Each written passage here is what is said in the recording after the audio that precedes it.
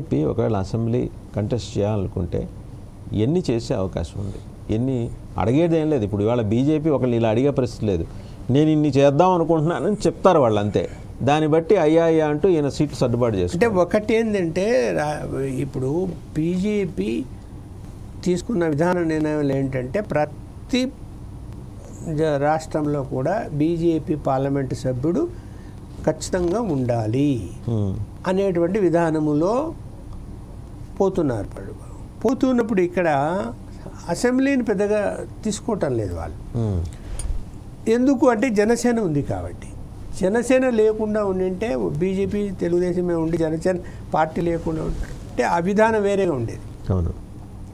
ఇప్పుడు జనసేన ఉంది కాబట్టి కాపు సామాజిక వర్గంను ఖచ్చితంగా ముందుకు తీసుకెళ్లాలనేటువంటి లక్ష్యముతో వెళ్తున్నారు వాళ్ళు. అందుకనే ఆల్టర్నేట్గా మళ్ళీ ఇక్కడ కూడా కాపు సామాజిక వర్గాన్ని మనం కూడా ముందు పెట్టడం కరెక్ట్ కాదనే పురంధేశ్వరి గారికి అవకాశం ఇచ్చింది. కాపు సామాజిక వర్గాన్ని తీసేసి ఇంకా మళ్ళీ వెనక్కి పోరు వాళ్ళు. అక్కడ పోయినప్పుడు ఏంటంటే ఓకే రేపొద్దున జనసేనకు 2, బీజేపీకి 8, 10 పార్లమెంట్ సీట్లు తీసుకున్నా కూడా వాళ్ళు ప్రతి పార్లమెంటులో ఒక బీజేపీ ఎమ్మెల్యే ఉండాలి అనే దాని మీదనే వెళ్తారు. చాలు 10 అని. మిగతా చోట 3, 4 తీసుకున్నా కూడా వాళ్ళకి గెలిచి తీరాలంట. గెలిపించాలనేదే వాళ్ళది. ఇప్పుడు 7 అసెంబ్లీలు ఉంటాయి ప్రతి పార్లమెంటులో. ఒక బీజేపీ అభ్యర్థి ఖచ్చితంగా ఉండాలి. ఏది వాళ్ళ యొక్క తీసుకునే సీట్లలో అంటే పార్లమెంట్ సీట్లలో దానికి కమిట్మెంట్ అయి ఉన్నారు వాళ్ళు. ఇంకా మిగతా అన్నది అభ్యర్థులు కూడా దొరకాలి కదా, దొరకాల ఒకటి. రెండోది రేపొద్దున ఒకవేళ పొత్తు కుదిరితే జగన్మోహన్ రెడ్డి వ్యూహం కూడా జగన్మోహన్ రెడ్డి ఉంటుంది కదా. అరే ముగ్గురు ఎదుర్కోవాలా, బీజేపీని కూడా ఎదుర్కోవాలని అనుకున్నప్పుడు ఇంకా అక్కడ కూడా తెగించి ముందుకెళ్ళే పరిస్థితి వస్తుంది. వాళ్ళు కూడా ఊరుకోరు. ఇప్పుడు honeymoon is over with Jaganmohan రెడ్డితో. హనీమూన్ అయిపోయింది బీజేపీ. చెప్పలేము కదా అంత సులభంగా. ఇప్పుడు ఇంకా ఆప్షన్ ఉంది. ఆయన ఇప్పుడు అమిత్ షా గారు చెప్పినటువంటి దాంట్లో ఇంటర్నల్ మీనింగ్ కూడా ఉంది. కొత్త పొత్తులు వస్తున్నాయి అన్నాడు. అంటే వైసీపీ రావచ్చు, పాత మిత్రులు కలుస్తున్నాయంటే టీడీపీ కావచ్చు. కొత్త మిత్రులు ఉంటే వైసీపీ కూడా కొత్తది. ఇప్పుడు వాళ్ళ ఆప్షన్ ఏంది?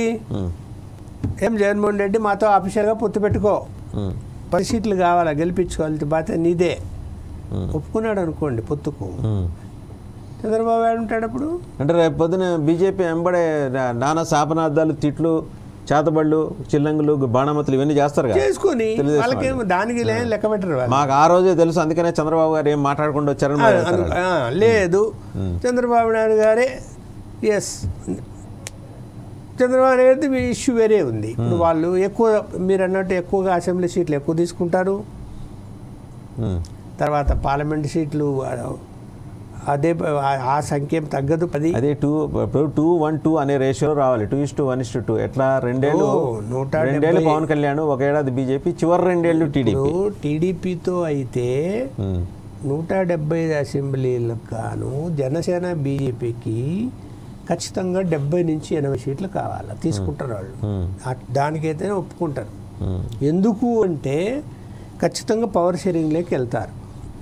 ఒకవేళ ఇప్పుడు దాని కండిషన్ పెట్టకపోయినా అధికారంలోకి వచ్చిన తర్వాత మహారాష్ట్ర, బీహార్ ఫార్ములా వర్కౌట్ చేస్తారు.